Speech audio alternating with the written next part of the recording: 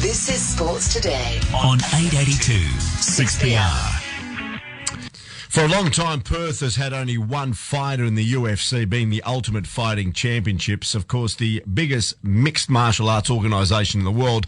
And there's been heavyweight Sal the Hulk Palelu, who we've featured a few times on this radio station, and who is currently in Phuket preparing for his mega fight in August at UFC 190 against Antonio Bigfoot Silva. But now we have a second Perth fighter in the UFC.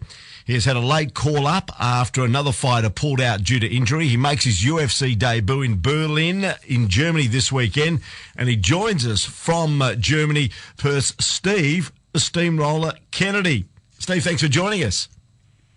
No worries, Pete. Thanks for having me. How excited are you? You finally get your chance. Medium level of excitement at the moment. We got lots to do, and I'll get excited very shortly, I promise. What do you need to get done first?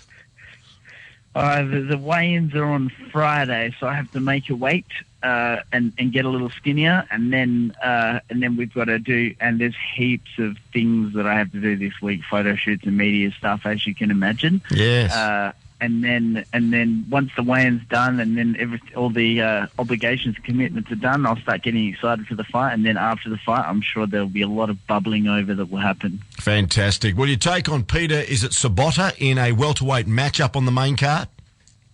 Yes, correct. Tell us a bit about him.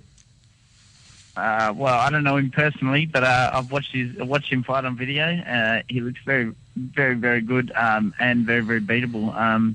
I couldn't ask for a better opponent, actually, for this fight on short notice, because if I don't think it's going to come down to anything except for who's got more skill on the night, which is a perfect kind of fight for me, and a lot of confidence in myself. He's a southpaw, which is probably the only thing that's annoying, but I got plenty of tricks for a southpaw, so I'm happy about that.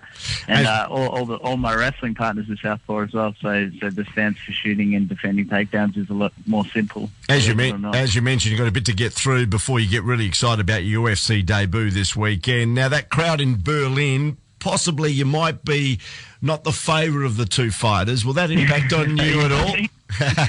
No, I'm from Perth, and I don't get to fight in Perth very often, so I'm very, very seldom the person that the crowd came to see, and I try to be the bad guy, so it's perfect.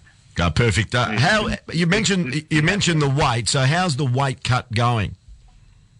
The same as every weight cut. I'm hungry and I'm mad. Yeah. It's part of the process, but it's not a very pleasant thing to do, but it'll be fine. Mate, you found it hard to get MMA fights in Australia. Should you have been in the UFC long before now? Given the quality of some of the guys that have got there before me. Apart from that, no. I haven't beat any really, really world class guys. So my record's good, but all I've been doing is beating who's put in front of me. I would have got there a lot sooner if some things had have happened and some things hadn't have happened, but no need to dwell. Mm. Well, that's great because you're no doubt looking forward. Now, you're on a 7-fight win streak and you've won your last 11 of 12. You found it hard to get fights because no one wants to fight you, basically. Did you have to keep busy by taking some boxing fights in between? I have. I fought quite a few pro boxing fights in the last year, and kickboxing here and there, wrestling comps, jiu-jitsu comps, whatever's good.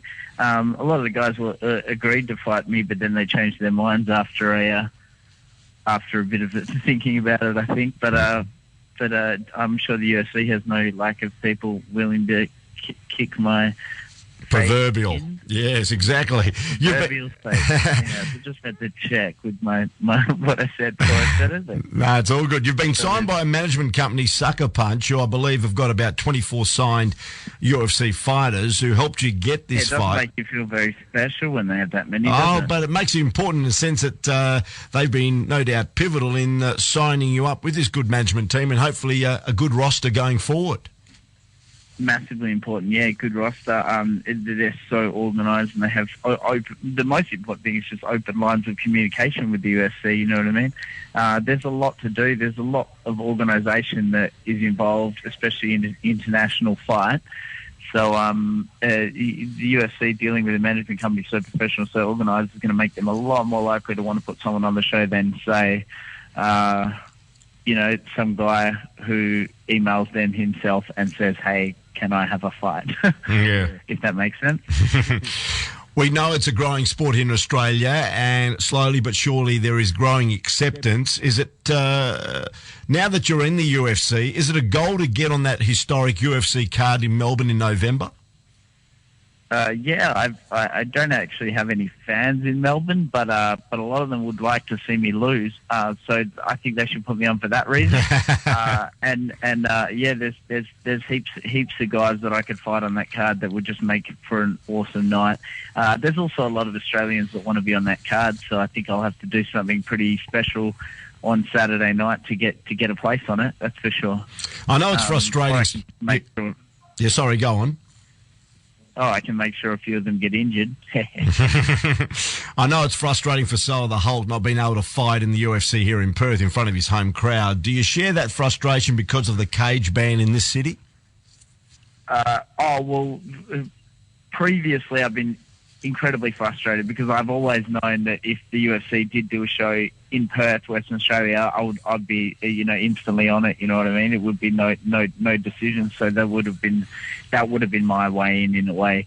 But now it's happened this way. Of course, it would be perfect. But MMA, as you say, MMA is still growing in Australia.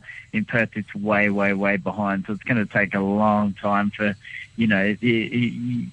It sounds like a nightmare, but I could imagine the UFC coming to Perth and putting on a show and not even selling all the tickets, you know what I mean? Although they do have a massive casual fan base that the local promoters don't have to draw on. And who do you think stifled that? Do you think the government policy and various media broadcasters have suppressed the possibility of UFC growing in this city?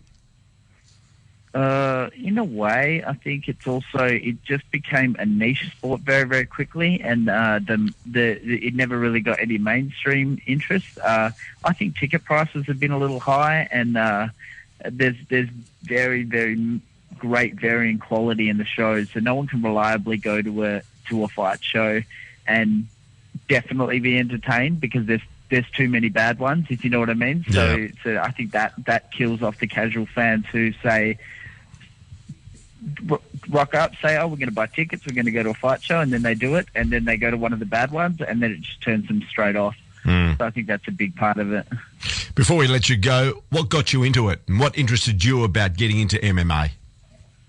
I watched too many Van Damme movies when I was a kid, and then I wanted to be a pro wrestler, but they didn't have any pro wrestling classes, so I did amateur wrestling classes, and then the next thing I know, I was in UFC. So it was all a blur, honestly. It's happened that quickly? No, not that quickly. It's been a long process, but I've always just been fighting because I really enjoy it. So I was never really focused on UFC or making money or anything about that from fighting. I just genuinely really enjoy it. Okay, well, UFC fans can see Perth's own Steve, the Steamroller Kennedy, make his UFC debut on UFC Fight Pass. Or if you have Foxtel, it's on live from 3 a.m. Perth time with a replay scheduled for 9:30 a.m. on Monday morning. Steve, thanks for your time. All of us here in Perth are behind you.